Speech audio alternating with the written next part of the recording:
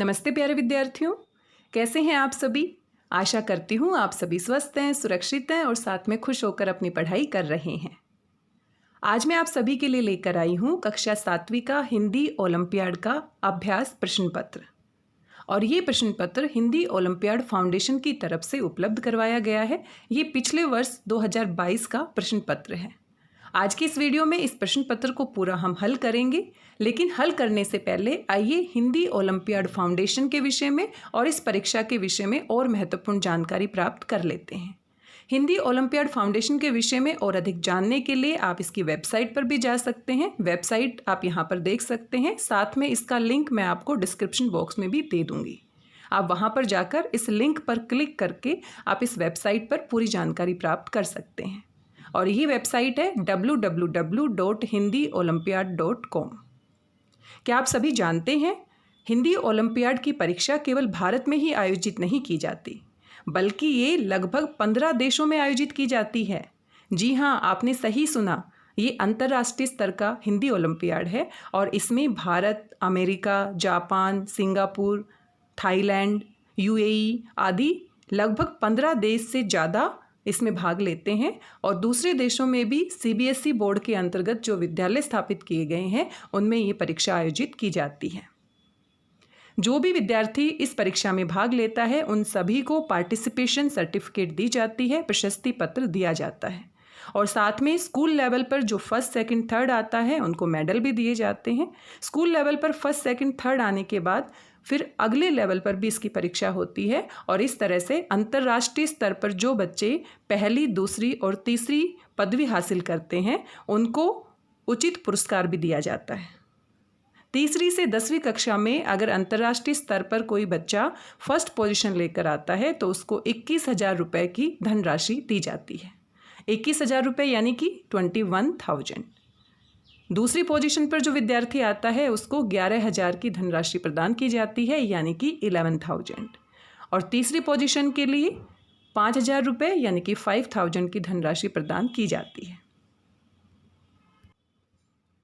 प्यारे विद्यार्थियों, इस परीक्षा को देने के लिए आपको खुद से रजिस्ट्रेशन करने की आवश्यकता नहीं होनी चाहिए, क्योंकि हिंदी ओलंपियाड फाउंडेशन की तरफ से जितने भी विद्यालय हैं जो सीबीएसई बोर्ड के अंतर्गत स्थापित किए गए हैं उन सभी को एक सर्कुलर जारी किया गया है और उसके माध्यम से जानकारी दी गई है कि आपके जो विद्यार्थी हैं जो हिंदी ओलंपियाड परीक्षा में भाग लेना चाहते हैं उनकी पूरी लिस्ट बनाकर उनको भेज दी जाए। और इस तरह से विद्यालय की तरफ से आपका रजिस्ट्रेशन होगा और साथ में विद्यालय की तरफ से ही आपको बताया जाएगा कि इस तारीख को आपकी परीक्षा होने वाली है। और ये परीक्षा जुलाई, अगस्त और सितंबर के महीने में होने वाली है, जो 2023 में परीक्षा होगी।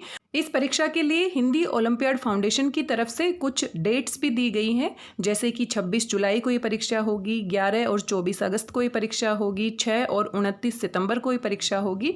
लेकिन जब आपका विद्यालय हिंदी ओलंपियाड फाउंडेशन के पास अपनी पूरी लिस्ट भेजेगा तो वहाँ से उनको ये डेट मिलेंगी। तो आपके विद्यालय में ये जुलाई में भी हो सकता है, अगस्त में भी हो सकता है, सितंबर में भी हो सकता है। इसकी जानकारी आपका विद्यालय आपको प्रदान कर देगा। और मेरा आपको सुझाव है कि आपको अपने विद्यालय की तरफ से ही रजिस्ट्रेशन करवाना चाहिए, क्योंकि सभी विद्यालयों में हिंदी ओलंपियाड की परीक्षा आयोजित की जाती है।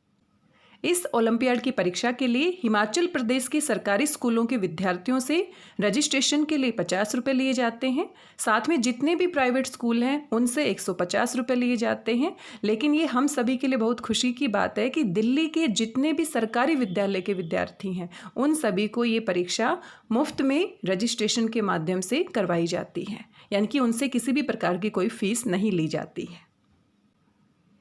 प्यारे विद्यार्थियों, हिंदी ओलंपियाड फाउंडेशन की तरफ से इस परीक्षा के लिए किताब का प्रबंध भी किया गया है। आप पुस्तक भी खरीद सकते हैं और ये पुस्तक आप ऑनलाइन मंगा सकते हैं। कक्षा 1 से 2 के विद्यार्थियों के लिए इस पुस्तक की कीमत रहेगी 95 रुपये यानी कि 95 रुपीज़।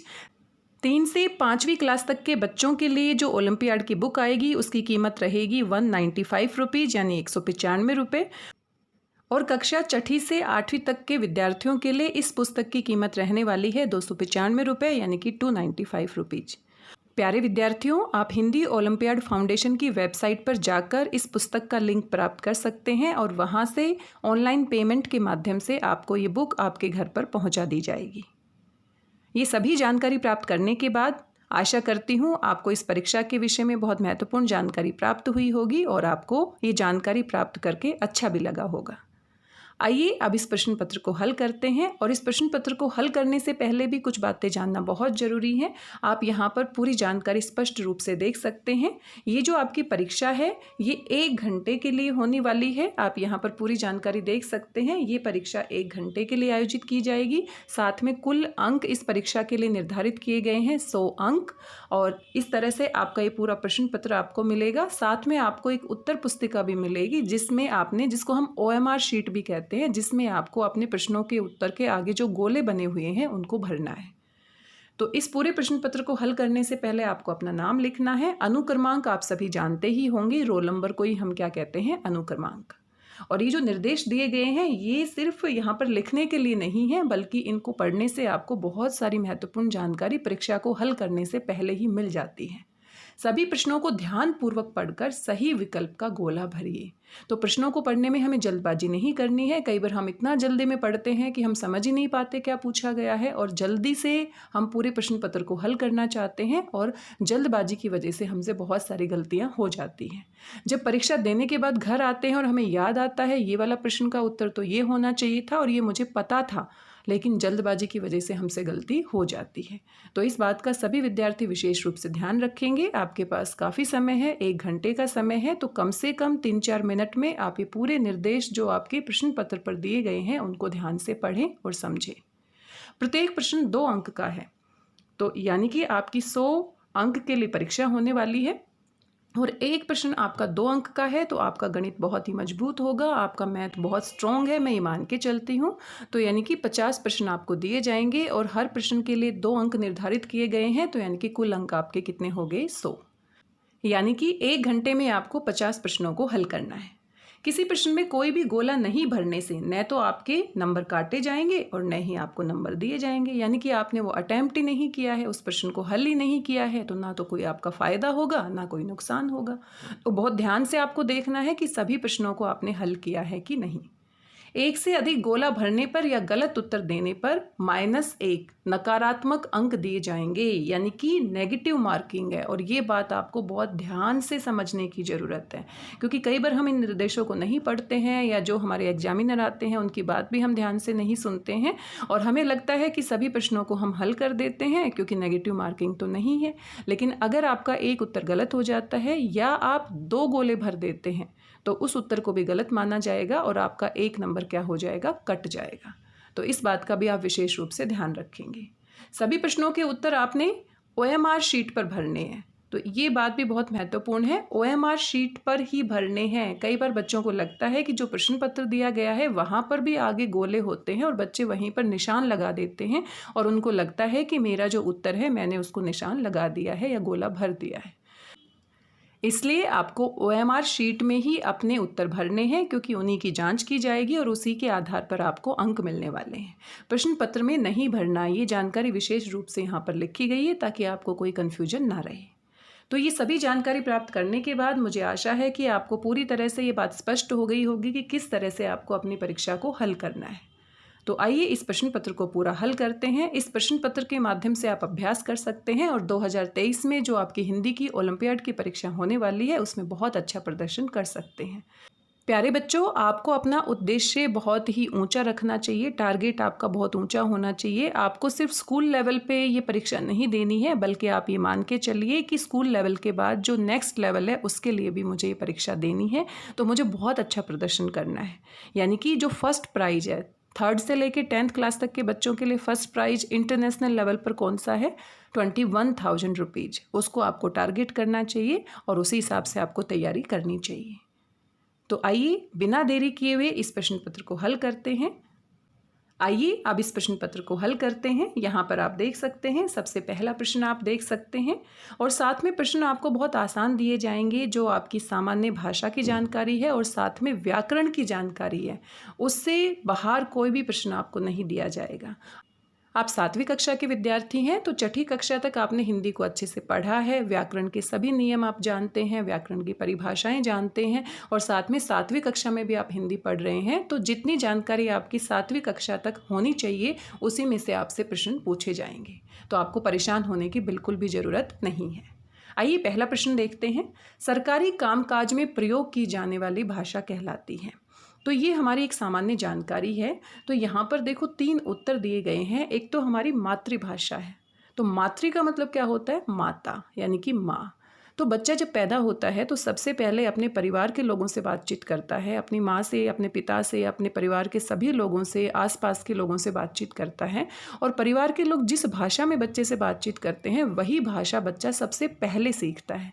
आप सभी जानते हैं बच्चा पैदा होने के बिल्कुल बाद स्कूल नहीं जाता, बल्कि लगभग 3-4 साल के बाद या 5-6 साल के बाद स्कूल में जाता है। तो इससे पहले वो बातचीत करना सीख जाता है, वो अपनी बात को दूसरों तक पहुंचाता है, दूसरे की बात को समझ भी लेता है। क्यों? क्योंकि उसको मातृभाषा आती है। तो मातृभाषा में सरकारी कामकाज का प्रयोग तो मुझे लगता है नहीं होना चाहिए, तो ये विकल्प हमारा क्या हो जाएगा? गलत। दूसरा विकल्प है आपका राष्ट्रभाषा। और हम सभी जानते हैं और हम बोलते भी हैं कि हिंदी राष्ट्रभाषा है, लेकिन संवैधानिक रूप से इसको राष्ट्रभाषा नहीं बोला गया है, ये केवल राजभाषा है। राष्ट्रभाषा क्या होती है? जो लोगों की भाषा होती है। पूरे राष्ट्र में, पूरे देश में ज़्यादातर लोग जिस भाषा को बोलते हैं, जिस भाषा को समझते हैं, जिस भाषा में बातचीत करते हैं, उसको हम क्या कहते हैं? राष्ट्रभाषा। तो राष्ट्रभाषा हिंदी को घोषित नहीं किया गया है, लेकिन हम सभी जानते हैं कि पूरे भारतवर्ष में उत्तर से लेकर दक्षिण, पूर्व से लेकर पश्चिम हिंदी भाषा के विषय में सभी जानते हैं और सभी उसको बोल सकते हैं और समझ सकते हैं। दक्षिण भारत में कुछ राज्यों में हिंदी भाषा को नहीं बोला जाता है, उनकी अपनी अलग भाषा है, लेकिन वो हिंदी में बातचीत करने पर कुछ कुछ समझ जाते हैं। और इसका एक महत्वपूर्ण पहलू हम देख सकते हैं टीवी के माध्यम से, बॉलीवुड मूवीज़ के माध्यम से, अखबार के माध्यम से। पूरे के पूरे भारतवर्ष में ही नहीं बल्कि दूसरे देशों में भी हिंदी भाषा को बोला और समझा जाता है। तो हिंदी हमारी क्या है? राष्ट्रभाषा है। घोषित नहीं किया गया है, लेकिन फिर भी हम सभी के दिलों पर राज कर रही है, तो ये हमारी राष्ट्रभाषा है। और तीसरा विकल्प है हमारा राजभाषा। तो राष्ट्रभाषा, तो ये विकल्प भी हमारा गलत हो जाएगा, क्योंकि प्रश्न में हमसे पूछा गया है सरकारी कामकाज के लिए कौन सी भाषा का, और नाम से देखो पता चल रहा है राजभाषा, यानी कि राज्य की कामकाज की भाषा। तो पूरे भारतवर्ष में जितने भी राज्य हैं तो उनके साथ संपर्क करने के लिए या सरकारी कामकाज के लिए जिस भाषा का प्रयोग किया जाता है उसे हम क्या कहते हैं? राजभाषा। तो प्रश्न को आप दोबारा ध्यान से पढ़ लीजिए ये जानकारी प्राप्त करने के बाद, यानी कि सरकारी कामकाज के लिए प्रयोग की जाने वाली भाषा को हम क्या कहते हैं? राजभाषा। इसी प्रकार से आपसे किसी और प्रश्न में अगर पूछ लिया जाए कि राष्ट्रभाषा क्या होती है, तो राष्ट्रभाषा क्या होती है? पूरे राष्ट्र की भाषा होती है, जो लोगों में लोकप्रिय होती है, बोली और समझी जाती है।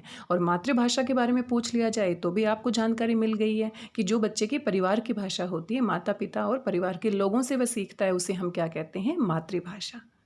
तो इस प्रश्न के साथ साथ आपको बाकी जो विकल्प दिए गए हैं उनके बारे में भी समझना चाहिए, ताकि एक प्रश्न के साथ साथ आपके 3 प्रश्न तैयार हो सके। तो मुझे आशा है कि आपको प्रश्नों के उत्तर समझ में आ रहे हैं और आप इसको ध्यान से समझ भी रहे हैं। आइए आगे बढ़ते हैं।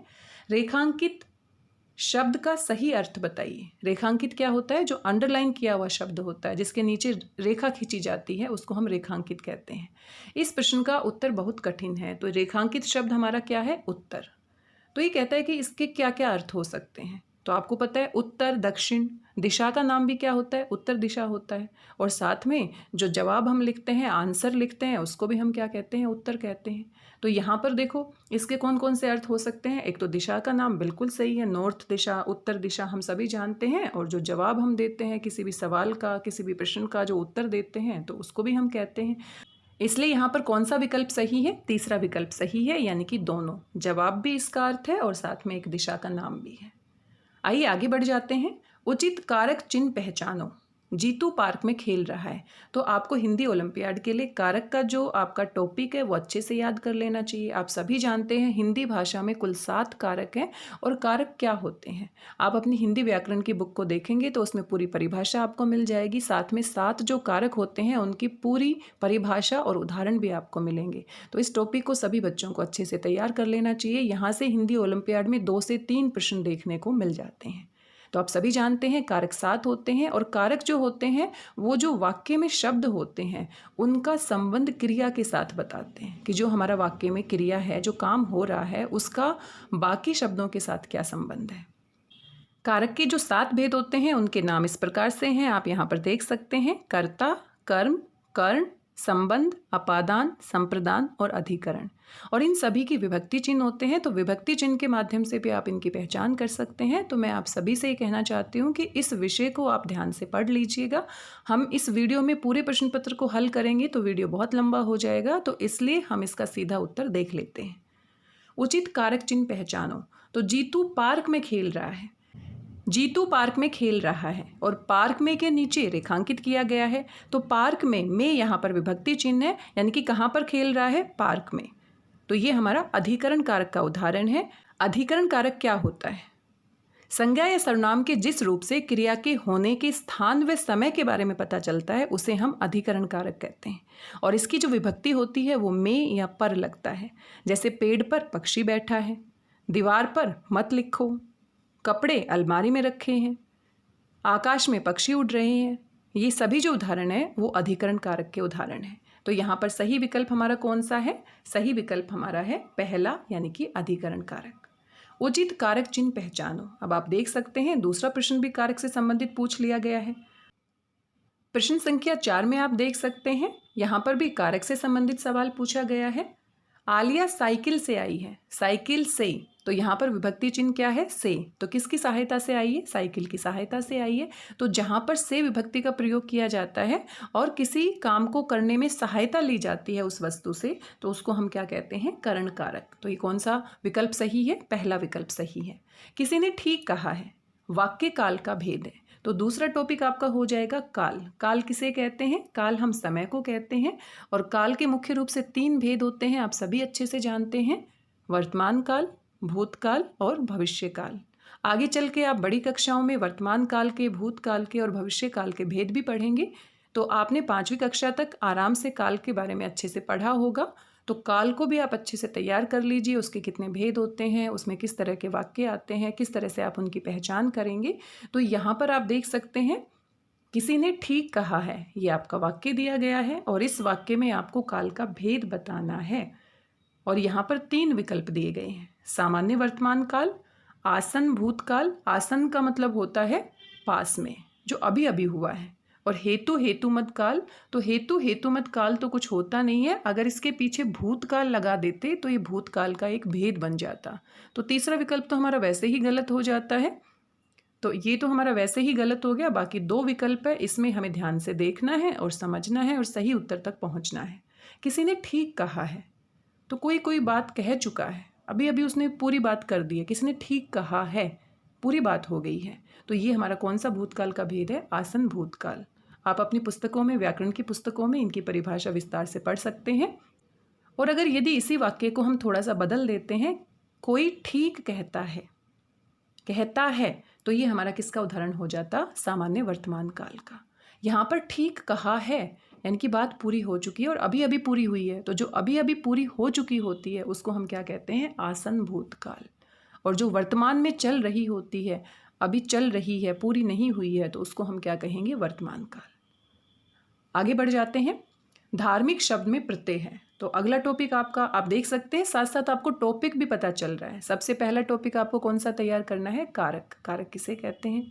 दूसरा टॉपिक आपको अच्छे से तैयार करना है काल। काल किसे कहते हैं, उसके कितने भेद होते हैं। और तीसरा टॉपिक आपको तैयार करना है उपसर्ग और प्रत्यय। आपकी जो भी व्याकरण की बुक होगी, किसी भी व्याकरण की बुक से आप तैयारी कर सकते हैं। तो उपसर्ग और प्रत्यय हर व्याकरण की बुक में मिलते हैं। तो आप अच्छे से पढ़ेंगे, अभ्यास करेंगे, तो आप कोई भी अगर शब्द आपको दिया जाएगा तो उसमें से अच्छे से पहचान कर सकते हैं कि कौन सा उपसर्ग है और कौन सा मूल शब्द है, कौन सा प्रत्यय है और कौन सा मूल शब्द है। तो उपसर्ग शब्द के आगे लगते हैं और प्रत्यय शब्द के पीछे लगते हैं। तो ज़्यादा विस्तार से हम नहीं करेंगे, मैं बार बार आपसे कह रही हूँ कि वीडियो बहुत लंबा हो जाएगा। तो जो आपके टॉपिक हैं उनको आप अच्छे से अपनी व्याकरण की बुक में पढ़ेंगे और तैयारी करेंगे। तो यहाँ हम अपना फोकस सिर्फ पेपर पर करें ताकि जल्दी से इस पेपर को हम पूरा हल कर सकें। धार्मिक शब्द में प्रत्यय है। तो धार्मिक जो शब्द है, प्रत्यय, प्रत्यय अभी मैंने बताया कहाँ पर लगते हैं? शब्द के पीछे। तो धार्मिक को अगर आप ध्यान से देखेंगे तो ये बना है धर्म जमा एक। और इक में छोटी ई क्यों आई? क्योंकि यहाँ पर आप मात्रा को ध्यान से देखिए, म के ऊपर छोटी की मात्रा लगी है, तो जानबूझ के आपको कंफ्यूज करने के लिए यहाँ पर बड़ी ई भी दी गई है। ये भी ईक है और ये इक है, तो यहाँ पर जो आपका शब्द होगा उसमें छोटी की मात्रा से आप अंदाजा लगा सकते हैं। तो यहाँ मूल शब्द हमारा धर्म है और ये पीछे लगा है इसलिए प्रत्यय है। तो कौन सा विकल्प सही हो जाएगा? पहला विकल्प सही हो जाएगा। आपको बिल्कुल भी कंफ्यूज नहीं होना है दूसरे विकल्प के साथ, क्योंकि धार्मिक में म के ऊपर छोटी की मात्रा लगी है। ये र है हमारा और ये हमारा छोटी की मात्रा है, तो यहाँ छोटी की मात्रा से कौन सा एक बन जाएगा? एक। आगे आपसे पूछा गया है सही सर्वनाम शब्द चुनिए। तो देखो एक और टॉपिक आपका आ गया, और ये जो टॉपिक है ये तो आपको बहुत पहले से ही आता होगा।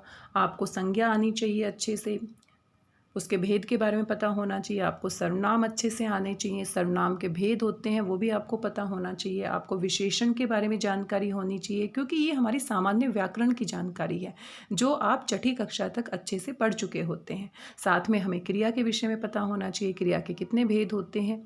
ये सारी जो बातें हैं, सारी परिभाषाएं आप अच्छे से एक बार पढ़ लेंगे तो कोई भी प्रश्न आप यहाँ से नहीं छोड़ कर आएंगे। तो यहाँ पर सर्वनाम के बारे में पूछा है, और ये वैसे भी आपको अच्छे से आप देख सकते हैं, ज़्यादा मुश्किल सवाल नहीं है। आपको खाली स्थान दिया गया है और खाली स्थान के बाद आपको ये वाक्य पूरा सही करना है। व्यायाम करके स्वस्थ रहते हैं, तो ये देखो वह व्यायाम करके स्वस्थ रहते हैं, तो ये तो सही नहीं बना। तुम व्यायाम करके स्वस्थ रहते हैं, बहुत सारे लोगों की जानकारी मिल रही है, क्रिया को हम देख सकते हैं। तो सबसे सही विकल्प हमारा क्या है? हम व्यायाम करके स्वस्थ रहते हैं। तो इसका वाक्य में प्रयोग करके भी आप देख सकते हैं, बहुत ही आसान सा सवाल है, ज़्यादा मुश्किल नहीं है। तो यहाँ पर कौन सा विकल्प आपका सही हो जाता है? हम। तीसरा विकल्प सही है। सही मापक बताइए। मापक क्या होता है? मापने वाला। तो यहाँ पर देखो, मुझे दूध चाहिए, तो दूध को हम किस में मापते हैं? अब दूध को आप क्या कहोगे? 2 दूध दे दो, या आप कहोगे 1 किलोलीटर दूध दे दो, या आप कहोगे 1 किलोमीटर दूध दे दो? बिल्कुल भी नहीं। या 1 मीटर दूध दे दो। तो ये तो आप अपनी आम जीवन में भी देख सकते हैं। आप दूध लेने जाते हैं तो किस में आप माप कर लाते हैं? किस में बोलते हैं दुकानदार को? 1 लीटर दूध दे दो या 2 लीटर दूध दे दो। तो इसका मापक क्या है आपका? लीटर। और मीटर में हम कपड़े को नापते हैं, और किलो में जो हमारी ठोस वस्तु होती है उसको हम मापते हैं। तो जो लिक्विड चीज़ें होती हैं उसको हम किस में मापते हैं? हम लीटर में मापते हैं। यहाँ पर सही विकल्प होगा 1 लीटर। ज़्यादा मुश्किल सवाल नहीं है, आप इसको आराम से कर सकते हैं। रेखांकित शब्द क्या है बताइए। बच्चा बिस्तर पर सो रहा है तो कोई काम कर रहा है, और जिन शब्दों से किसी काम का करना या होना पाया जाता है, हमने अच्छे से परिभाषा पढ़ी है, समझकर पढ़ी है, उसे हम क्रिया कहते हैं। गुच्छा शब्द है, तो गुच्छे में बहुत सारी वस्तुएं होती हैं, एक तो होती नहीं है। अब जैसे आपने अंगूर का गुच्छा, अंगूर का जो गुच्छा होता है उसमें बहुत सारे अंगूर होते हैं और बहुत सारे अंगूर होते हैं, तो यानी कि एक समूह के बारे में जानकारी देते हैं। इसी तरह से आपके पास और भी बहुत सारे फूलों का गुच्छा हम कह सकते हैं। तो गुच्छा जो शब्द है वो बहुत सारी वस्तुओं को एक साथ समूह के रूप में इकट्ठा करने की जानकारी दे रहा है। तो यहाँ पर हमारा कौन सा विकल्प सही हो जाएगा? यहाँ पर हमारा समूहवाचक संज्ञा। ये कौन सा भेद है? समूहवाचक संज्ञा। तो संज्ञा आपको अच्छे से पढ़ लेनी चाहिए, संज्ञा के भेदों के बारे में भी आपको अच्छे से जानकारी होनी चाहिए। आइए आगे बढ़ जाते हैं। क्रिया विशेषण का भेद बताइए। तो क्रिया विशेषण जो क्रिया की विशेषता बताते हैं, और क्रिया विशेषण के मुख्य रूप से 4 भेद होते हैं, तो इनके बारे में भी आपको पढ़ना है। चाय में चीनी कम डालो। तो जो चीनी होती है, तो चीनी की जो मात्रा है, मात्रा के बारे में यहाँ पर बताया गया है। चाय में चीनी कम डालो, तो चीनी की मात्रा के बारे में यहाँ पर बात की जा रही है, कम या ज़्यादा मात्रा। और मात्रा जो होती है उसको हम शुद्ध हिंदी में एक बहुत अच्छा शब्द है परिमाण। परिमाण होता है मापना, माप तोल करना, किसी वस्तु के विषय में कितनी मात्रा है। तो यहाँ पर हमारा कौन सा भेद है विशेषण का? परिमाणवाचक विशेषण। कम है, ज़्यादा है या कितनी है, तो उसकी मात्रा के बारे में जानकारी दी जा रही है। तो विशेषण और विशेषण के भेद भी आपको अच्छे से पढ़ने हैं। आइए आगे बढ़ जाते हैं। क्रिया विशेषण का भेद बताइए। बच्चे बाहर खेल रहे हैं, तो क्रिया विशेषण के मुख्य रूप से हमारे 4 भेद होते हैं, ये भी आपको पढ़ने पड़ेंगे। 3 भेद के नाम तो आप यहीं पर देख सकते हैं। स्थानवाचक जो स्थान से संबंधित विशेषता बताती हैं क्रिया की। कालवाचक जो क्रिया के काल से संबंधित, काल क्या होता है? समय, किस समय में क्रिया पूरी हो रही है उसकी विशेषता बताते हैं। और रीतिवाचक होता है, रीति का मतलब होता है तरीका, किस तरीके से काम पूरा हो रहा है, धीरे धीरे हो रहा है, जल्दी से हो रहा है। तो इस तरीके से ये 3 भेद हो जाते हैं। और एक हमारा भेद और भी होता है, यहाँ पर क्रिया विशेषण के 3 भेद आप देख सकते हैं। साथ में एक और भेद होता है परिमाणवाचक, जहाँ पर क्रिया के परिमाण संबंधी यानी कि माप तोल संबंधी विशेषता बताई जाती है। तो क्रिया विशेषण के मुख्य रूप से 4 भेद होते हैं। ये वाला टॉपिक भी आपको अच्छे से तैयार करना चाहिए ताकि परीक्षा में अगर इससे संबंधित सवाल पूछे जाएँ तो आप अच्छे से हल कर पाएँ। बच्चे बाहर खेल रहे हैं, तो अभी जो सवाल पूछना है आपने, क्रिया के साथ आप एक सवाल पूछिए, बच्चे कहाँ खेल रहे हैं। क्रिया हमारी क्या है? खेलना। तो बच्चे कहाँ खेल रहे हैं और कहाँ खेल रहे हैं, इसका उत्तर हमें मिलता है बाहर। और ये जो बाहर है ये किससे संबंधित विशेषता है? क्या ये तरीका बता रहा है, क्या ये समय बता रहा है, या स्थान के बारे में बता रहा है? तो किसी जगह के बारे में बता रहा है। कौन सी जगह पर खेल रहे हैं? बाहर, या अंदर खेल रहे हैं, या पीछे खेल रहे हैं, या आगे खेल रहे हैं। तो ये कौन सी विशेषता है? क्रिया की स्थान संबंधी। तो कौन सा विकल्प हमारा सही होगा? स्थानवाचक। तो इस तरह से जब भी आप क्रिया विशेषण के भेद के बारे में पता लगाएं तो क्रिया से सवाल पूछें और सवाल का उत्तर जिस रूप में आता है, अगर समय से संबंधित आता है, या फिर तरीके से संबंधित आता है, या फिर स्थान से संबंधित आता है, या परिमाण से संबंधित आता है, उसके हिसाब से आप उसका विकल्प चुन सकते हैं। भवन शब्द में प्रत्यय है, तो उपसर्ग और प्रत्यय वाला टॉपिक मैंने आपको बता दिया है, ये भी आपको अच्छे से तैयार करना है। तो अगर आपने संधि थोड़ा सा ध्यान से पढ़ा है, क्योंकि छठी कक्षा तक जो प्राइवेट विद्यालय होते हैं या सरकारी विद्यालय होते हैं, व्याकरण में संधि हम पढ़ लेते हैं। अगर आपने नहीं पढ़ी है तो आप संधि वाला जो टॉपिक है वो अच्छे से आप पढ़ लीजिए। संधि पढ़ने से आपको बहुत सारे नए शब्दों की जानकारी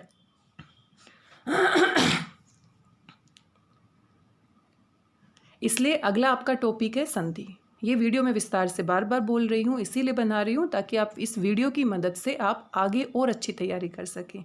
ये जो प्रश्न पत्र है ये तो आपको हल करना ही है। साथ में अगर आप अच्छे से व्याकरण की जो पूरे टॉपिक हैं वो पढ़ लेंगे तो अगली कक्षा में भी आपको ओलंपियाड की परीक्षा देनी है। 10वीं कक्षा तक आप ओलंपियाड की परीक्षा देंगे, तो इस बार अगर अच्छे से तैयारी कर लेंगे तो आगे आपको बहुत अच्छे से आपको तैयारी करने का मौका मिलेगा और आपकी जानकारी और मजबूत होती चली जाएगी।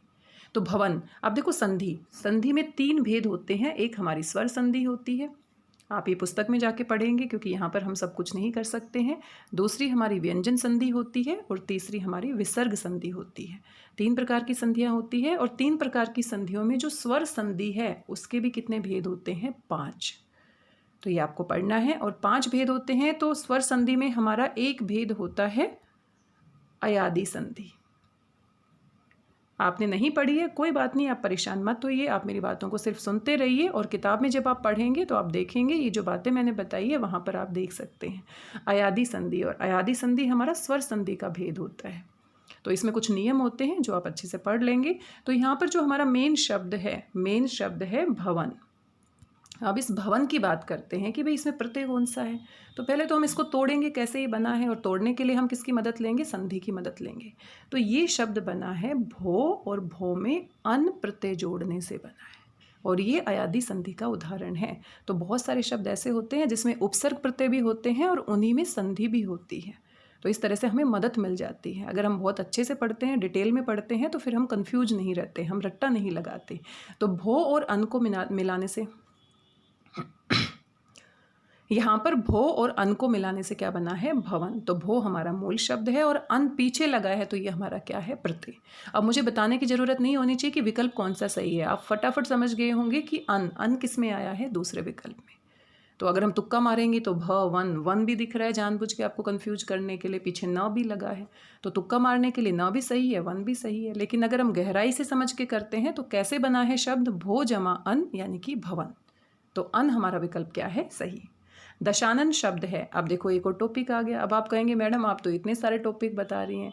तो बेटा जी ये जो हमारी हिंदी व्याकरण होती है उसमें ये सारे बेसिक टॉपिक हैं जो आप छठी से लेके 10वीं क्लास तक, 10वीं के बाद आप 12वीं क्लास तक, 12वीं के बाद आप जो भी परीक्षाएं देंगे जिसमें हिंदी से संबंधित सवाल पूछे जाते हैं उसमें ये जो बेसिक जानकारी है, सामान्य हिंदी व्याकरण की जानकारी है, वो हमेशा आपके साथ रहने वाली है। तो अभी से अगर पढ़ना शुरू करेंगे तो बाद में आपको बिल्कुल दिक्कत नहीं होगी। तो हमें मेहनत से कभी भी बचना नहीं चाहिए।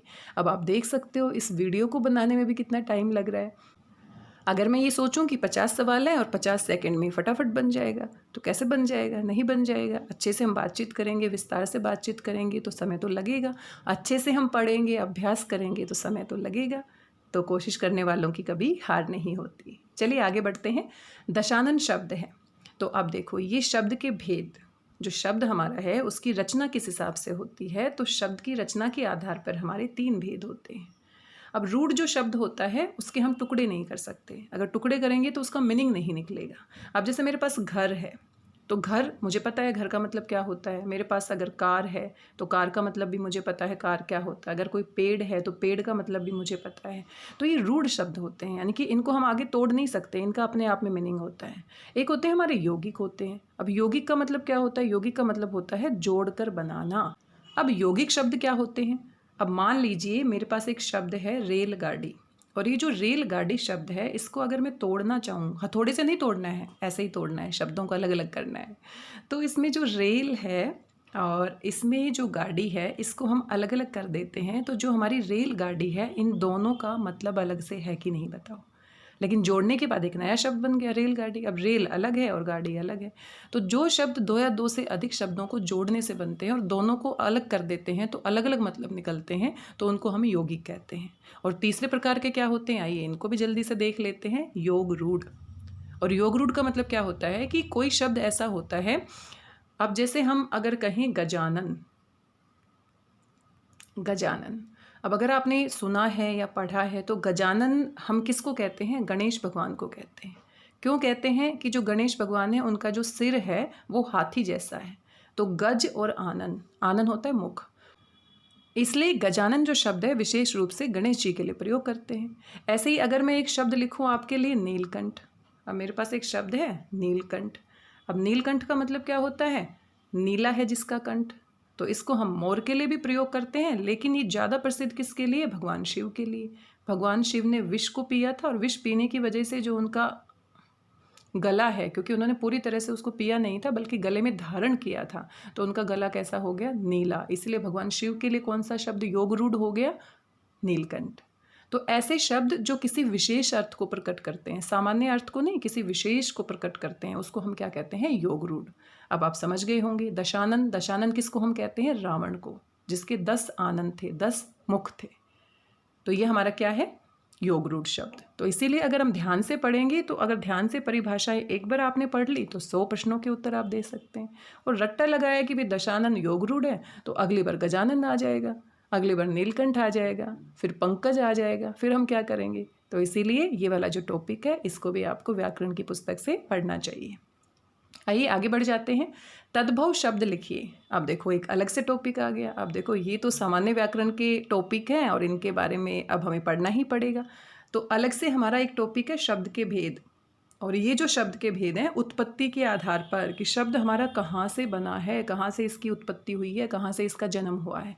तो बहुत सारे शब्द हमारे ऐसे हैं जो हमारे संस्कृत भाषा से आते हैं। संस्कृत बहुत प्राचीन भाषा है और आपको पता है पहले सिर्फ संस्कृत भाषा ही होती थी, हिंदी नहीं होती थी, और संस्कृत से ही हिंदी बनी है। तो संस्कृत को कहीं ना कहीं हम हिंदी भाषा की माता भी कहते हैं, और हिंदी हमारी संस्कृत की बेटी है।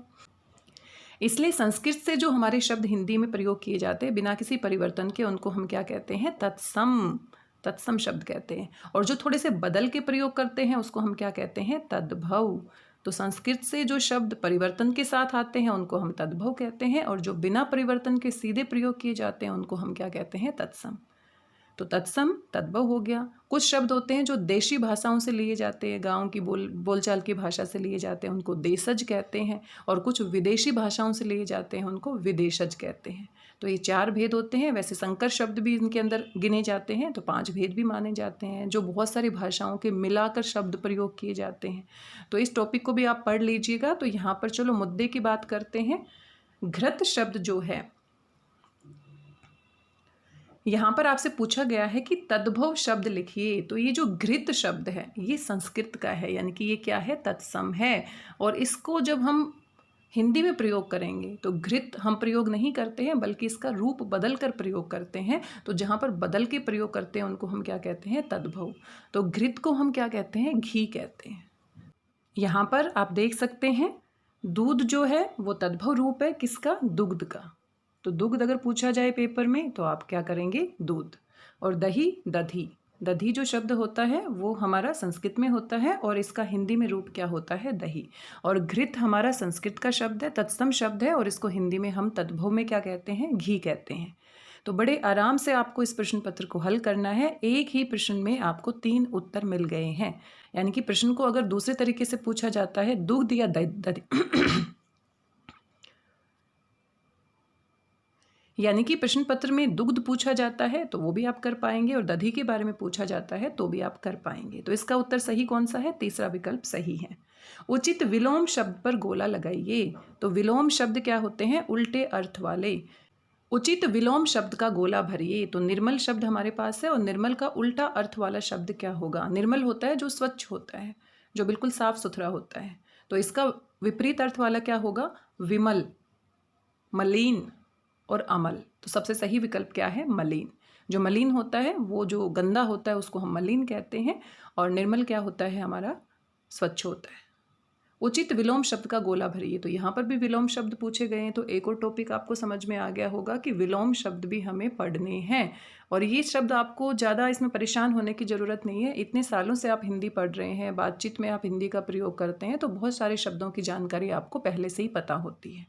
शुष्क, शुष्क का मतलब क्या होता है? सूखा। और इसका विलोम यानी कि उल्टे अर्थ वाला। तो सूखा, अब देखो अगर हमें मतलब समझ में आ गया, अगर शुष्क मतलब समझ में नहीं आता तो हम तुक्का मारते। तो तुक्का मारने से बचने का एक ही आसान तरीका है कि हम अच्छे से पढ़ाई करें, अभ्यास करें। तो सूखा तो हो नहीं सकता क्योंकि ये तो समानार्थी हो गया। नीरस, जिसमें कोई रस ना हो, तो ये तो बिल्कुल ही अलग अर्थ में हम कह सकते हैं। और आर्द्र क्या होता है? आर्द्र होता है गीला। तो शुष्क का विलोम शब्द क्या होगा? आर्द्र। तो यहाँ पर सही विकल्प हमारा क्या हो जाएगा? शुष्क, और ये आर्द्र यहाँ पर इसका विलोम शब्द हो जाएगा। आइए आगे बढ़ते हैं। ठीक पर्याय। अब देखो विलोम शब्द के साथ साथ उसके भाई क्या होते हैं? पर्यायवाची शब्द होते हैं, तो ये भी हमें पढ़ने पड़ेंगे। तो पर्यायवाची होता है जिसके समान अर्थ होते हैं। तो जो घर होता है, घर को हम और क्या कह सकते हैं? वन तो कह नहीं सकते। उपवन, उपवन बगीचा होता है। और यहाँ पूछा है घर का समानार्थी शब्द, तो निकेतन, निकेतन हमारा क्या होता है? घर का समानार्थी शब्द यानी पर्यायवाची शब्द। सम्राट का स्त्रीलिंग, तो स्त्रीलिंग पुल्लिंग बचपन से हम पढ़ते हुए आ रहे हैं, तो यहाँ से भी सवाल पूछे जा रहे हैं। तो सम्राट होता है, राजा होता है, जो राजाओं का भी राजा होता है उसको हम क्या कहते हैं? सम्राट कहते हैं। तो अब देखो तुक्का मारेंगे तो सम्राटिन भी हम सोच सकते हैं, सम्राटे भी सोच सकते हैं। लेकिन अगर हमने पहले पढ़ा है या ध्यान से हमें इसके बारे में जानकारी पता है, तो साम्राज्ञी बहुत अच्छा शब्द है। और देखो पढ़ने में भी कितना रॉयल साउंड कर रहा है, सम्राट, साम्राज्ञी। तो कौन सा विकल्प सही है? तीसरा। वचन हमें बोध कराते हैं। तो वचन आपने पढ़े हैं, एक वचन, बहुवचन। एक वचन एक वस्तु के बारे में जानकारी देते हैं, और बहुवचन बहुत सारी वस्तुओं के बारे में जानकारी देते हैं। तो ये तो बड़ा ही आसान है। तो वचन हमें बोध कराते हैं। देखो अनेक होने का, ये तो ठीक लग रहा है, लेकिन ध्यान से पढ़ना है सभी विकल्प। किसी बात का, एक या अनेक होने का। अनेक होने का देखो आधा अधूरा है, ये हम तुक्का नहीं लगाएंगे, हम ध्यान से पढ़ेंगे, समझेंगे कि एक वस्तु के बारे में एक वचन होता है और बहुत सारी वस्तुओं के बारे में बहुवचन होता है। अब देखो अगला सवाल आपका वचन से ही पूछ लिया। अब देख रहे हो आप कितने आराम से आप टॉपिक तैयार करते हुए चलेंगे और आप आराम से इनका उत्तर दे सकते हैं। हिंदी में वचन होते हैं, तो हिंदी में मुख्य रूप से 2 वचन होते हैं, और संस्कृत में हमारे कितने वचन होते हैं? 3। हिंदी में होता है एक तो हमारा एक वचन होता है, अब बचपन से पढ़ते हुए आ रहे हैं। एक वचन जो एक वस्तु की जानकारी देता है, और एक हमारा होता है बहुवचन जो बहुत सारी वस्तुओं की जानकारी देता है। लेकिन एक हमारा होता है द्विवचन। अगर आपने संस्कृत पढ़ी है या संस्कृत के विद्यार्थी हैं तो द्विवचन भी होता है, 2 वस्तुओं की जानकारी जहाँ पर दी जाती है। तो ये विशेष रूप से संस्कृत में होता है। तो यहाँ पर सही विकल्प हमारा क्या है? 2। हिंदी में पूछे गए हैं, तो हिंदी में कितने वचन होते हैं? 2। हिंदी में स्वरों की संख्या कितनी है? कितने स्वर होते हैं? तो ये तो आप बचपन से पढ़ते हुए आ रहे हैं। 11 हमारे स्वर होते हैं, और 33 यानी कि 33 हमारे क्या होते हैं? व्यंजन। तो ये हमारे 11 स्वर हो गए, इसका उत्तर हमारा 11 आ जाएगा। और 33 बहुत सारे बच्चों को हिंदी में गिनती नहीं आती है, तो आपको हिंदी की गिनती का भी अभ्यास करना चाहिए, क्योंकि इस प्रश्न पत्र में आपकी सारी हिंदी की जो गिनती है वो हिंदी में ही मिलेगी, क्योंकि हिंदी का ओलंपियाड है। तो कई बच्चों को अगर हम बताते हैं 33 तो वो समझ में आ जाता है, लेकिन 33 फिर समझ नहीं आता है। तो आपको पढ़ना चाहिए और आपको आनी चाहिए कि हिंदी में गिनती कौन कौन सी होती है। तो 33 हमारे क्या होते हैं? व्यंजन। व्यंजन की संख्या अगर पूछी जाए तो कितनी हो जाएगी? 33। तो अगर मान लो इसी सवाल को घुमाकर पूछा जाए कि व्यंजन कितने होते हैं, यहाँ पर स्वर पूछे गए हैं, तो एक ही प्रश्न में हमारे 2 प्रश्न तैयार हो जाते हैं। आइए आगे बढ़ जाते हैं। जिसका मूल्य चुकाया न जा सके, तो भाई जिसका कोई मूल्य ही ना हो, और ऐसी वस्तु क्या होती है? अनमोल होती है। और अनमोल जो वस्तु है तो यहाँ पर हम देखते हैं विकल्प क्या दिए गए हैं। बहुमूल्य, बहुमूल्य का मतलब क्या होता है, जिसका बहुत ज़्यादा मूल्य हो, बहु मतलब बहुत ज़्यादा, और कीमती मतलब जिसकी कीमत हो, कुछ ना कुछ मूल्य हो, और अमूल्य जिसका कोई मूल्य ना हो। तो देखो आपको समझ में आ ही गया है कि ये यहाँ पर जिसका मूल्य चुकाया नहीं जा सके वो कौन सी वस्तु होती है, अमूल्य। तो कौन सा विकल्प सही है, दूसरा। जिसकी उपमा न दी जा सके, अब देखो ये कौन सा टॉपिक है, अगर आपको पहचान में आ गया है तो अनेक शब्दों के लिए एक शब्द, ये व्याकरण के बहुत बेसिक टॉपिक है। अनेक शब्दों के लिए एक शब्द, शब्दों के लिए एक शब्द, और ये हर व्याकरण की पुस्तक में आपको मिल जाएंगे। और यहाँ पर हमें कहीं ना कहीं अगर आपको लग रहा है कि बहुत ज़्यादा टॉपिक है, तो वो हमें इसलिए लग रहा है क्योंकि आजकल प्राइवेट स्कूलों में और हर स्कूल में, इंग्लिश मीडियम स्कूल में या किसी भी स्कूल में इंग्लिश का बहुत बोलबाला है। तो हम यहाँ पर ये नहीं कह रहे कि आप इंग्लिश मत पढ़ो, लेकिन जो हिंदी है उसको भी हमें महत्व देना चाहिए। भारत में रहते हैं हम और हिंदी नहीं जानते, नहीं समझते या उसको जानने का प्रयास नहीं करते, ये तो बहुत ही गलत बात है। क्योंकि जो चीज़ हमारी है और जिसके बारे में पूरी दुनिया बात कर रही है कि भाई हिंदी कहाँ की है, भारत की है, तो भारत के लोग ही उस अपनी चीज़ के बारे में अगर नहीं पढ़ते हैं, नहीं जानते हैं। अब देखो जो चीज़ हमारी है, हिंदी भारत की है, और भारत के लोग ही अपनी वस्तु के बारे में नहीं जान रहे, अपनी भाषा के बारे में नहीं जान रहे, अपनी चीज़ के बारे में नहीं जान रहे, तो ये तो अच्छी बात नहीं है।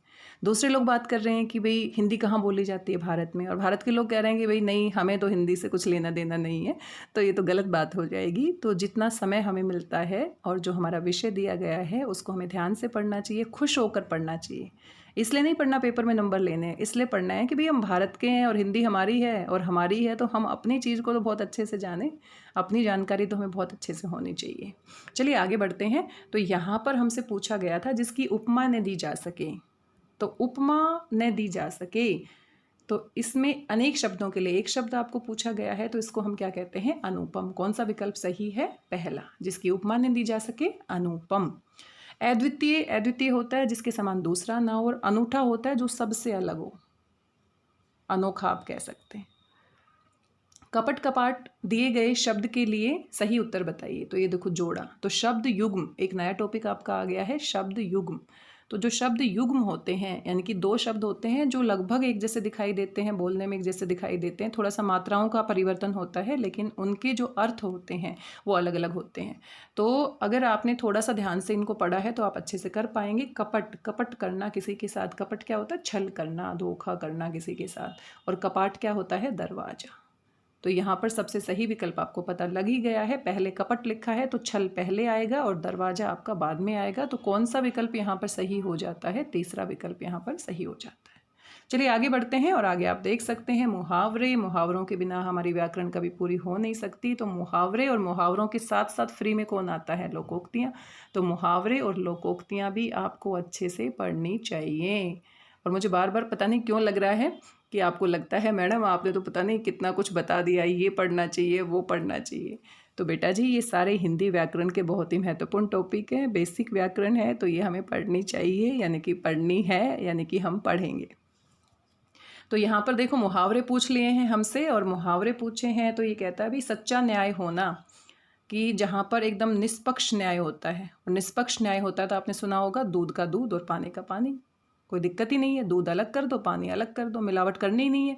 तो यहाँ पर कौन सा मुहावरा है, इसके लिए कौन सी लोकोक्ति है, ये आप लोकोक्ति, लोकोक्ति क्या होती है, जो लोगों के द्वारा बहुत ही पुराने समय से प्रयोग की जा रही है, अपने अनुभवों के आधार पर, एक्सपीरियंस के आधार पर। और मुहावरे होते हैं जो छोटे होते हैं, वाक्यांश होते हैं। तो मुहावरे और लोकोक्ति आप व्याकरण में पढ़ेंगे तो वहाँ पर उनकी परिभाषा और उनके अंतर भी दिए गए हैं।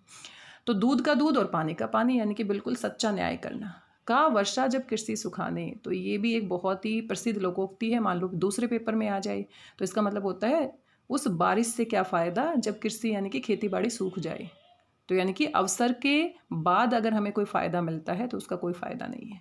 कालाक्षर भैंस बराबर, यानी कि अनपढ़ व्यक्ति। तो आपने सुना होगा कि भाई ये तो कालाक्षर भैंस बराबर है। जो गांव के लोग होते हैं वो बहुत ही पुराने समय से इस लोकोक्ति का प्रयोग करते हुए आ रहे हैं। तो यहाँ पर सिर्फ हमसे क्या पूछा गया है कि भाई सच्चा न्याय क्या होता है। भाई सच्चे न्याय में दूध का दूध और पानी का पानी होता है। आगे बढ़ जाते हैं। किस शब्द में नी उपसर्ग नहीं है। आप देखो उपसर्ग और प्रत्यय वाला टॉपिक हमने पहले ही बता दिया था। तो यहाँ पर देखो आप तीनों को अलग अलग करके देख लो। नी और गम, नी जमा गम। निवास, नी जमा वास। और ये है, इस पे थोड़ा सा ध्यान दो। ये देखो ऊपर र की मात्रा है, तो ये निर्जमा धन, तो कौन सा नहीं है। अब देखो जल्दबाजी अगर हम करेंगे तो हम खुश हो जाएंगे कि भी नी किस में है, निगम में है, आगे हम पढ़ेंगे ही नहीं। लेकिन हमें इतना जल्दबाजी नहीं करना।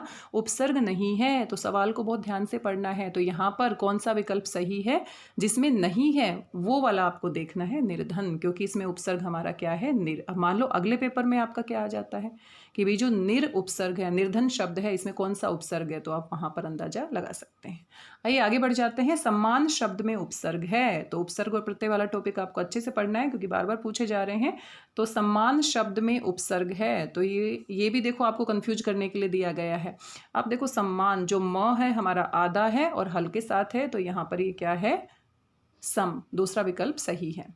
किस शब्द में दो प्रत्यय लगे हैं। अब देखो उपसर्ग प्रत्यय से कितने सारे सवाल पूछे जा रहे हैं, तो कहता भी कौन सा शब्द है जिसमें दो प्रत्यय लगे हैं। अब देखो धार्मिक में इससे पहले आया था इक प्रत्यय है, पारिवारिक में परिवार और इक प्रत्यय है, और इसमें देखो सामाजिक, सामाजिक और फिर ता भी लगा है, तो ता और सामाजिक में इक प्रत्यय लगा है, और मूल शब्द हमारा क्या है, समाज। तो समझ समझ के करना है, खुश होके करना है। अगर हम खुश होके पढ़ते हैं तो चीज़ों को, नई नई चीज़ों को जानते हैं तो हमें खुशी होती है, अरे ऐसा भी होता है, और खुद से करते हैं तो वो कभी हम भूलते भी नहीं है। तो समाज मूल शब्द है, एक हमारा प्रत्यय है और एक और प्रत्यय है ता, तो सामाजिकता। तो दो प्रत्यय किसमें लगे हैं आप समझ गए, अच्छे से आप समझ गए, दूसरा विकल्प सही है। रिश्वत शब्द के लिए सही प्रत्यय चुनिए, तो रिश्वत और प्रत्यय कहाँ पर लगता है, पीछे। तो यहाँ पर तीन प्रत्यय आपको दे दिए हैं, अब आप इनको लगा कर देख लो, ये तो कॉमन सेंस की बात है। रिश्वतदार अजीब लग रहा है, रिश्वत साज बहुत ही अजीब लग रहा है, और रिश्वत खोर आपने सुना होगा, जो व्यक्ति रिश्वत लेता है उसको हम क्या कहते हैं, ये तो बड़ा रिश्वत खोर है। तो कौन सा विकल्प सही है, तीसरा। उचित विकल्प का गोला भरिए। आप देखो यहाँ पर एक शब्द दिया गया है, अनेक शब्दों के लिए एक शब्द, ये भी हमारा टॉपिक था, मैंने बताया है आपको, आपको करना है। सर्वज्ञ, तो सर्वज्ञ क्या होता है, सर्व और ज्ञ का मतलब क्या होता है, जानने वाला, जो सब कुछ जानता है। और सर्वज्ञ हम किसको कहते हैं, ईश्वर को कहते हैं, क्योंकि वो सब कुछ जानता है। तो जो सब कुछ जानता है, कौन सा विकल्प सही है, दूसरा। तुक्का नहीं मारना, ध्यान से पढ़ना है। जो ज्ञानी न हो अज्ञानी, और जो कुछ न जानता हो वो भी अज्ञानी होता है, और जो सब कुछ जानता है वो क्या होता है, सर्वज्ञ। आगे बढ़ते हैं। अब देखो नीलकंठ शब्द मैंने आपको बताया था योगरूढ़ होता है, और नीलकंठ में अब समास पूछ लिया गया है। एक नया टॉपिक आपका आ गया, समास, और समास के साथ साथ संधि, संधि भी हमें पढ़नी है, उपसर्ग प्रत्यय भी हमें पढ़ने हैं, शब्द के भेद भी हमें पढ़ने हैं, मुहावरे लोकोक्तियाँ भी हमें पढ़नी है, कारक भी हमें पढ़ने हैं, काल भी हमें पढ़ने हैं, और भाषा की परिभाषा, भाषा के कितने रूप होते हैं, लिपि किसे कहते हैं, ये भी हमें पढ़ना है। तो हम सब पढ़ेंगे, आराम से पढ़ेंगे, खुश होकर पढ़ेंगे। चलिए, नीलकंठ में समास पूछा गया है, तो अब समास के कितने भेद होते हैं ये तो मैं बताने बैठूंगी तो अब 2-3 घंटे लग जाएंगे। तो नीलकंठ, अब यहाँ पर देखो ये 3 विकल्प है, इनकी बातचीत हम कर लेते हैं। तत्पुरुष समास, तत्पुरुष समास के मुख्य रूप से हमारे 6 भेद होते हैं, और ये जो हमारे कारक होते हैं, कारक से संबंधित होते हैं। जब इनका आप विग्रह करेंगे तो बीच में कारक की विभक्ति आएगी, ठीक है। बहुव्रीहि समास क्या होता है, जिसमें कोई तीसरा ही मतलब निकले, और जो जितने भी योगरूढ़ शब्द होंगे वो सारे किसके उदाहरण होंगे, बहुव्रीहि समास के। क्योंकि योगरूढ़ की परिभाषा भी तो यही होती थी कि जो शब्द किसी एक खास वस्तु के बारे में बताता है, जैसे गजानंद जो गणेश जी के बारे में बताता है, नीलकंठ जो भगवान शिव के बारे में बताता है। तो यहाँ पर कौन सा विकल्प सही है, दूसरा। द्वंद्व क्या होता है, द्वंद्व में हमेशा जोड़े के रूप में 2 शब्द होते हैं, या तो वो एक दूसरे के पूरक होते हैं या एक दूसरे के विपरीत, जैसे माता पिता। और ज़्यादातर शब्दों के बीच में क्या आता है, योजक चिन्ह, माता पिता। तो ये किसका उदाहरण हो जाता है, द्वंद्व का, सुख दुख, आगे पीछे, अगला पिछला। चलिए आगे बढ़ जाते हैं। आमरण में प्रयुक्त समास, तो देखो समास से 2 सवाल पूछ लिए गए हैं, यानी कि ये टॉपिक हमें करना चाहिए। तो आमरण, अब अव्ययी भाव समास, बहुब्री तो है नहीं, ये दिगु भी नहीं है। दिगु में क्या होता है, संख्यावाची शब्द, पहला पद क्या होता है, संख्यावाची। बहुब्री जो तीसरे पद के बारे में बताता है। अव्ययी भाव में होता है, पहला जो पद होता है वो हमारा अव्यय होता है।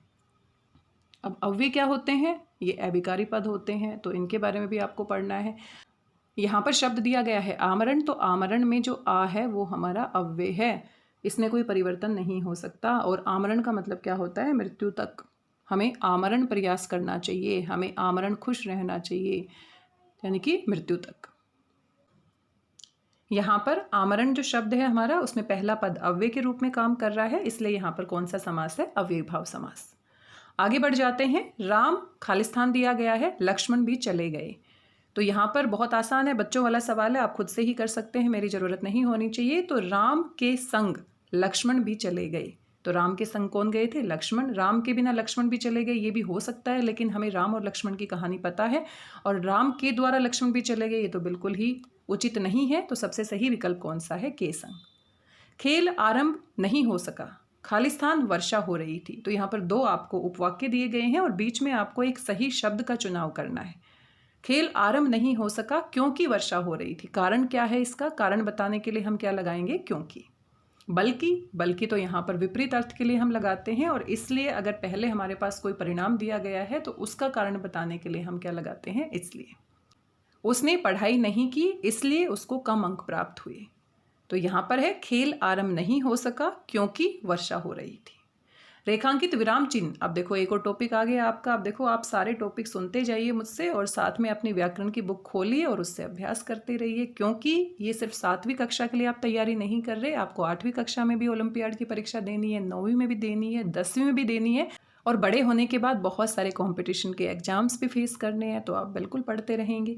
रेखांकित विराम चिन्ह। तो यहाँ पर नया टॉपिक हमारा आ गया है विराम चिन्ह। विराम चिन्ह, इसलिए यहाँ पर एक टॉपिक और आ जाता है विराम चिन्ह। और चिन्ह आप देखिए, चिन्ह हम बोलते हैं तो बहुत जल्दबाजी में हमें लगता है न और ह आएगा, जो कि बिल्कुल गलत है। शुद्ध वर्तनी में आपसे पूछ लिया जाएगा कि चिन्ह हम कैसे लिखते हैं, तो ची और ह और फिर न आता है। तो शुद्ध शब्द क्या है? चिन्ह। तो यहाँ पर आपका विराम चिन्ह लगाना है। एक यहाँ पर आपको वाक्य दिया गया है और पहचानना है कि ये जो विराम चिन्ह है, ये जो लाइन के नीचे एक बिंदु लगा है, इसको हम क्या कहते हैं? हाय बेचारा गिर पड़ा। हाय बेचारा गिर पड़ा। तो विस्मयादि बोधक चिन्ह है यहाँ पर। आगे है मसूरी, मनाली, शिमला पहाड़ी स्थल है। वाक्य के अंत में क्या प्रयोग होगा? तो ये वाक्य हमारा पूरा हो गया है, और जब एक वाक्य में बात पूरी हो जाती है तो हम क्या लगाते हैं? पूरी लाइन लगाते हैं, और इस लाइन को हम क्या कहते हैं? पूर्ण विराम चिन्ह। तो यहाँ पर पीछे क्या आएगा? पूर्ण विराम चिन्ह। अर्ध विराम चिन्ह क्या होता है? अर्ध विराम चिन्ह बिंदु और नीचे हम छोटा सा कोमा लगाते हैं, और अल्प विराम सिर्फ कोमा लगाते हैं जब थोड़ा सा रुकते हैं। अब देखो यहाँ पर मसूरी के बाद कोमा लगा, इसको हम क्या कहेंगे? अल्प विराम। मान लो इसी वाक्य में आपसे पूछ लिया जाए कि मसूरी के बाद जो कोमा लगा है उसको हम क्या कहते हैं? क्या कहते हैं? कोमा नहीं कहेंगे, उसको हम क्या कहेंगे? अल्प विराम। और जब हम थोड़ा और ज़्यादा अल्प विराम से ज़्यादा रुकते हैं अपनी बात को कहने के लिए तो अर्ध विराम होता है, और जब पूरी बात हो जाती है तो क्या होता है? पूर्ण विराम। सही विकल्प का गोला भरिए। भाषा के द्वारा आदान प्रदान होता है। तो देखो भाषा किसे कहते हैं? भाषा की जो सामान्य जानकारी है उसके बारे में भी हमें पढ़ना है। तो हम अपने विचारों का आदान प्रदान कैसे करते हैं? भाषा के द्वारा आदान प्रदान होता है। तो भाषा के द्वारा हम नियम, ऐसा तो नहीं है हमेशा नियम बताते हैं, व्याकरण में नियम होते हैं, विचारों का आदान प्रदान करते हैं। कौन सा विकल्प सही है? तीसरा। गद्य तथा पद्य संबंधित है। अब आप कुछ कविताएं पढ़ते हैं, कुछ कहानियां पढ़ते हैं, तो जो गद्य और पद्य होते हैं वो हम हिंदी साहित्य में पढ़ते हैं। तो ये हमारा कौन सा विकल्प सही है? दूसरा। गुण संधि भेद है। तो गुण संधि किसका भेद है? स्वर संधि, व्यंजन संधि और विसर्ग संधि। तो संधि के 3 भेद होते हैं, और स्वर संधि के भी हमारे आगे चलकर 5 भेद होते हैं, मैंने आपको बताया है। तो उसमें गुण संधि होती है, वृद्धि संधि होती है, अयादि संधि होती है, यण संधि होती है और दीर्घ संधि होती है। तो ये हमारा किसका भेद है? स्वर संधि के 5 भेद होते हैं। तो ये विकल्प हमारा क्या है? दूसरा सही है। उचित विकल्प का गोला भरिए। तो प्रति और एक, ये भी संधि का उदाहरण है, और संधि की बात कर रहे थे तो ये यण संधि जो कि स्वर संधि का भेद है, यण संधि, ये भी आप याद कर लीजिए। मान लीजिए पेपर में गुण संधि के स्थान पर आपको यण संधि दे दे। यण संधि किसका भेद है? तो ये भी स्वर संधि का भेद है। तो इसके भी कुछ नियम होते हैं, और प्रति जमा एक को अगर हम जोड़ देंगे तो क्या बन जाएगा? प्रत्येक। और वैसे भी ये शुद्ध वर्तनी, अगर आपने प्रत्येक ध्यान से पढ़ा है इस शब्द के बारे में तो आप इसको शुद्ध वर्तनी के आधार पर भी पहचान सकते हैं। क्या है सही? प्रत्येक। यानी कि दूसरा विकल्प यहाँ पर क्या हो जाता है? सही। आगे आपसे पूछा गया है हिंदी महीनों का सही क्रम आपको बताना है। सबसे पहला जो महीना होता है उसको हम चैत्र कहते हैं, फिर बैसाख आता है, फिर जेठ आता है। और आपको पता है जो चैत्र का महीना होता है वो पहला महीना होता है। हिंदी जो हमारा कैलेंडर होता है उसमें पहला महीना जो हमारा होता है वो किसका होता है? चैत्र का होता है। और साथ में आपको विशेष रूप से ध्यान रखना है कि जो हिंदी महीने होते हैं वो अंग्रेजी महीनों के हिसाब से, जनवरी फरवरी के हिसाब से नहीं चलते हैं। तो जो पहला हमारा चैत्र का महीना होता है इसमें भी आपको पता है जो पहला महीना होता है चैत्र का होता है, और चैत्र का जो महीना होता है देसी महीनों के हिसाब से 15 मार्च से लेके शुरू हो जाता है ये, और 15 मार्च से 15 अप्रैल के बीच में ये चलता है। तो अप्रैल, पूरे अप्रैल को हम चैत्र नहीं कहेंगे, बल्कि 15 मार्च से और 15 अप्रैल तक का जो 30 दिन का समय है हमारा, वो हमारा चैत्र महीने में आता है।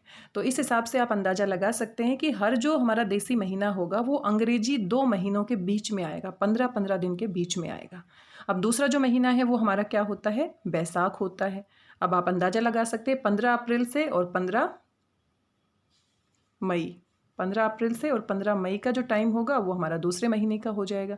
फिर 15 मई से 15 जून, फिर 15 जून से 15 जुलाई, ऐसे ऐसे करते करते आप 15-15 दिन और 15-15 दिन के हिसाब से 30-30 दिन के देसी महीनों के नाम आप याद कर सकते हैं।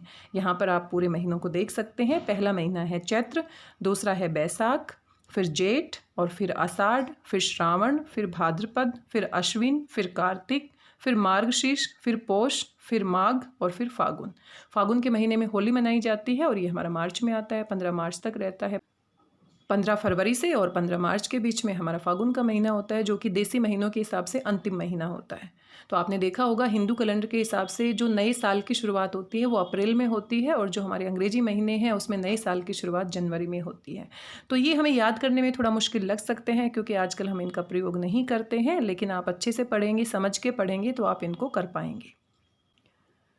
चैत्र के बाद हमारा बैसाख आता है और बैसाख के बाद ज्येष्ठ, और ज्येष्ठ जो हमारा महीना होता है वो जून के महीने में आता है। 15 जून तक हमारा जेठ रहता है और 15 जून से 15 जुलाई के बीच में यानी कि बारिश शुरू हो जाती है, और बारिश के महीने में क्या आता है, आषाढ़। ज्येष्ठ का जो महीना होता है वो जून में होता है, और जून के बाद जुलाई आती है जिसमें बारिश होती है। तो ये हमारा कौन सा महीना होता है, आषाढ़ का, और जिसमें बहुत सारी बारिश होती है अगस्त में, वो हमारा श्रावण का होता है। और फागुन हमने अभी देखा था होली में आता है, यानी कि मार्च में आता है, 15 फरवरी से 15 मार्च। तो सही विकल्प कौन सा है, दूसरा विकल्प यहाँ पर सही है। छात्र हॉकी खेलेंगे, वाक्य में काल का भेद है। तो देखो काल का भेद एक पहले सवाल पूछा गया था, तो आपको काल के भेद भी पढ़ने हैं। तो छात्र हॉकी खेलेंगे, तो ये तो आसान सा वाक्य है। भविष्य में खेलेंगे, फ्यूचर में करेंगे ये काम, तो हमारा कौन सा काल हो जाता है, भविष्यत काल। और जो अभी फिलहाल काम होता है, प्रेजेंट में होता है, उसे वर्तमान कहते हैं, और जो हो चुका है पास्ट में उसे हम भूतकाल कहते हैं। अब ये 43 आपके प्रश्न थे, 43 क्वेश्चंस आप यहाँ पर देख सकते हैं। इसको 43 को हम हिंदी में 43 कहते हैं।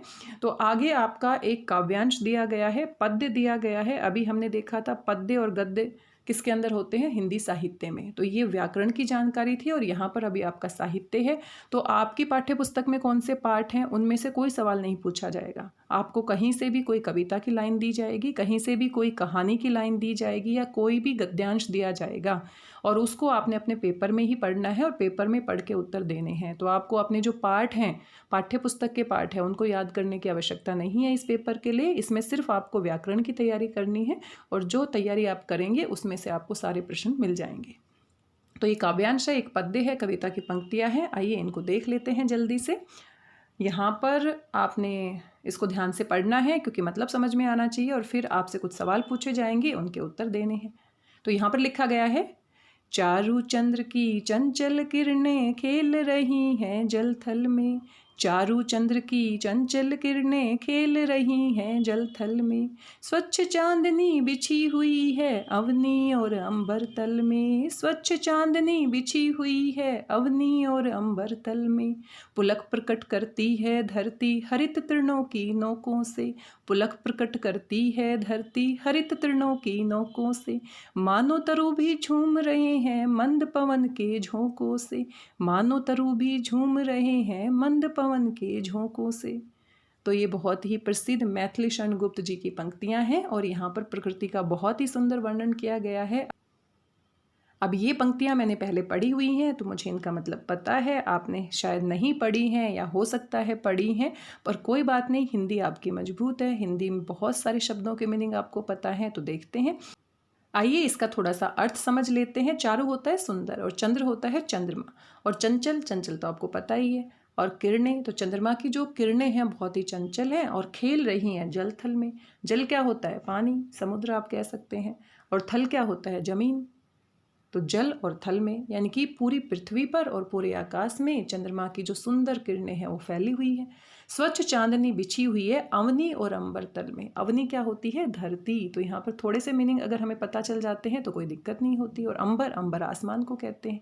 तो पूरे आसमान में और पूरे के पूरी पृथ्वी के ऊपर क्या, बहुत ही स्वच्छ चांदनी चंद्रमा की जो चांदनी है वो फैली हुई है, यानी कि रात का समय है, और जो चंद्रमा है वो अपनी शीतल चांदनी पूरे आसमान में, पूरी पृथ्वी पर बिखेर रहा है। पुलक प्रकट करती है धरती, पुलक मतलब होता है खुश होना, तो धरती बहुत खुश हो जाती है हरित तृणों की नोकों से। अब मान लीजिए आप बहुत खुश है इस वीडियो को देखकर और आपकी मदद हुई है, तो आप इसे लाइक कर सकते हैं। अगर आप खुश नहीं हैं तो आप इसे डिसलाइक कर सकते हैं। तो हम अपनी खुशी को किसी ना किसी रूप में व्यक्त करते हैं। तो यहाँ पर जो हमारी धरती है, जो प्रकृति है, वो अपनी खुशी को प्रकट कर रही है। और किस रूप में प्रकट कर रही है? हरित मतलब हरे भरे, तृणों की नोकों से। तृण क्या होते हैं? छोटे छोटे जो पौधे निकले हुए हैं। तो पूरी पृथ्वी में इतने सुंदर छोटे छोटे जो तिनके हैं, जो पौधे हैं, पौधों के जो कोपले हैं, उनके माध्यम से वो अपनी खुशी को प्रकट कर रही है। मानो तरु भी झूम रहे हैं मंद पवन के झोंकों से। और ऐसा लगता है तरु, तरु क्या होता है? पेड़। तो मीनिंग अगर समझ में आ जाएगा तो कोई दिक्कत नहीं होगी। जो पेड़ हैं वो भी झूम रहे हैं, इतनी सुंदर चांदनी रात में जो पेड़ हैं वो झूम रहे हैं। और मंद मंद पवन के झोंके, यानी कि बहुत ठंडी ठंडी हवा चल रही है, चारों तरफ चांदनी बिखरी हुई है, बहुत सुंदर सुंदर जो किरणें हैं वो किसी पानी में, किसी तालाब में गिर रही हैं, तो बहुत ही सुंदर लग रही हैं। तो प्रकृति का बहुत ही सुंदर वर्णन यहाँ पर किया गया है। तो चलिए इसको पढ़ने के बाद, समझने के बाद यहाँ से हम देख लेते हैं क्या पूछा गया है। सिर्फ 2 ही सवाल पूछे गए हैं। चांदनी कहाँ बिछी हुई है? और मान लो आपको इसका मतलब नहीं भी पता तो भी आप यहाँ से थोड़ा सा अंदाजा लगा सकते हैं। तो चांदनी कहाँ बिछी हुई है? स्वच्छ चांदनी बिछी हुई है अवनी और अंबर में। अब देखो, अवनी और अंबर का मतलब हमें पता होना चाहिए। तो सागर में, सागर तो नहीं। आकाश में, आकाश हम तुक्का लगा सकते हैं क्योंकि अंबर आया है। आकाश भी हम कह सकते हैं क्योंकि अंबर को हम, अगर अंबर का अर्थ हमें पता है तो हम आकाश कह सकते हैं। लेकिन अवनी धरती होती है और दोनों का मीनिंग पता है तो ही हम सही का अंदाजा लगा सकते हैं। तो धरती और आकाश दोनों जगह पर स्वच्छ चांदनी बिछी हुई है। कौन सा विकल्प सही है? तीसरा। आगे आपसे पूछा गया है पेड़ क्यों झूम रहे हैं? तो पेड़ क्यों झूम रहे हैं थोड़ा दोबारा से आप पढ़ लो यहाँ से। तो तरु क्या होते हैं? पेड़। तो मीनिंग समझ में आने से सारी परेशानी दूर हो जाती है। तरु झूम रहे हैं मंद पवन के झोंकों से। तो मंद पवन के झोंकों से झूम रहे हैं। तो यहाँ पर विकल्प देखते हैं क्या क्या दिए गए हैं। चांदनी के कारण बिल्कुल नहीं, प्रसन्नता के कारण बिल्कुल नहीं, हवा की जो मंद मंद झोंके आ रहे हैं उससे जो पेड़ हैं, तरु, तरु हमारा शब्द था, तरु किसको कहते हैं? पेड़ को। तो यहाँ पर तीसरा विकल्प सही है। जैसे आपसे कुछ कविता की लाइनें दी गई थी वैसे ही यहाँ पर आप देख सकते हैं, यहाँ आपका एक गद्यांश है, कुछ लाइनें हैं, इनको ध्यान से पढ़ना है और यहाँ से भी आपसे सवाल पूछे जाएंगे। तो चलिए जल्दी से इसे भी पढ़ लेते हैं। रोम इटली की राजधानी है। रोम नगर एक नदी के किनारे बसा हुआ है। प्राचीन काल में रोम बड़ा शक्तिशाली साम्राज्य था। उस समय रोम में प्रवेश करने के लिए नदी पर बने लकड़ी के पुल से होकर जाना पड़ता था।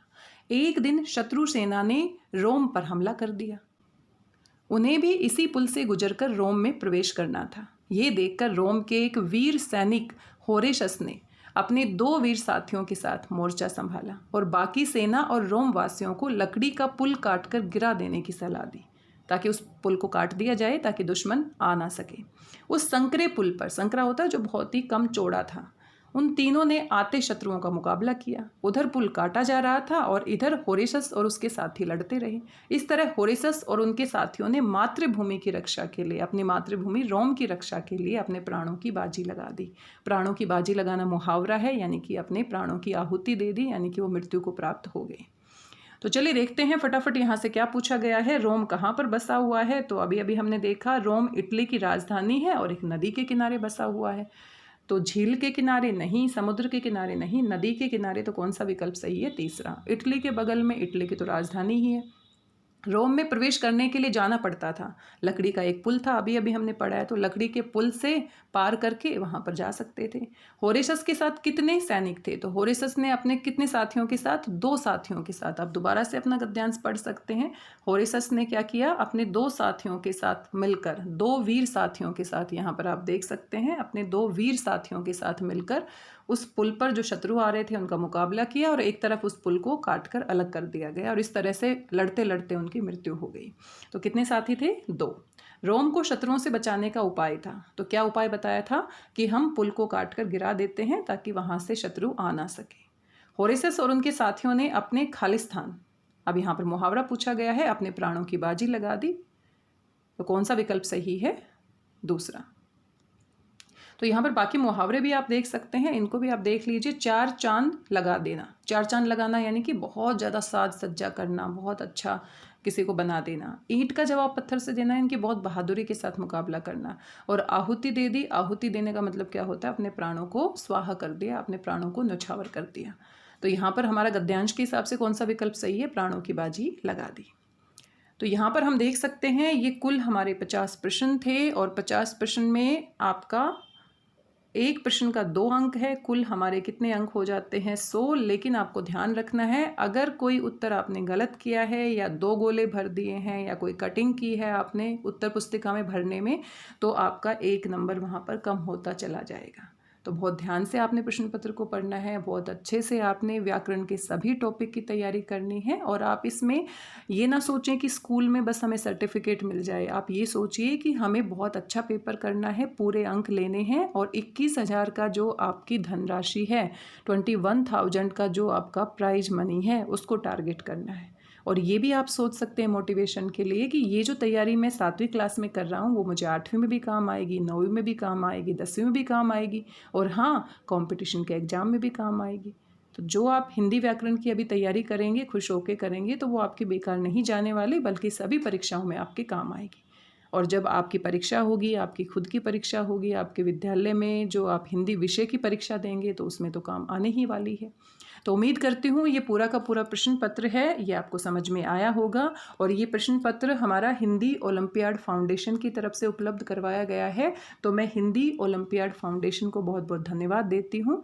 और इनकी जो वेबसाइट है उन पे जाके आप पूरी की पूरी डिटेल्स को चेक कर सकते हैं। और आपके स्कूल की तरफ से जब भी डिटेल मांगी जाएगी कि कौन कौन बच्चे इसमें पार्टिसिपेट करना चाहते हैं, तो आप ज़रूर अपना नाम लिखवाएंगे और इसकी तैयारी करेंगे।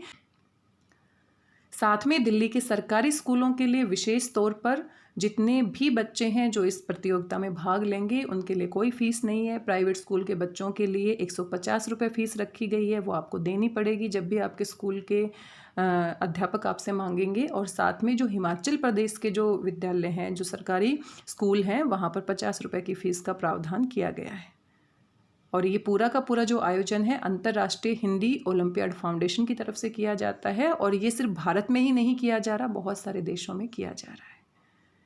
तो वीडियो बहुत लंबा हो गया है क्योंकि बहुत विस्तार से मैंने बताने की कोशिश की है। उम्मीद करती हूँ आपको जानकारी पसंद आई होगी। मिलते हैं दूसरी कक्षा के हिंदी ओलंपियाड के प्रश्न पत्र के साथ। तब तक स्वस्थ रहिए, व्यस्त रहिए, मस्त रहिए और खुश होके हिंदी व्याकरण पढ़ते रहिए, ताकि ओलंपियाड की परीक्षा में पूरे अंक प्राप्त कर सकें। और जब भी आपका पेपर होगा, बहुत अच्छा होगा, आपको कोई भी मेडल मिलेगा, तो आप मुझे मैसेज करके ज़रूर बताइएगा, मुझे बहुत खुशी होगी। आप अपना पूरा नाम और पूरी डिटेल मेरे साथ साझा कर सकते हैं और मैं अवश्य अपने चैनल पर उसके विषय में बताऊंगी। तो आज के लिए बस इतना ही, मिलते हैं किसी दूसरे वीडियो में। धन्यवाद, बहुत बहुत धन्यवाद।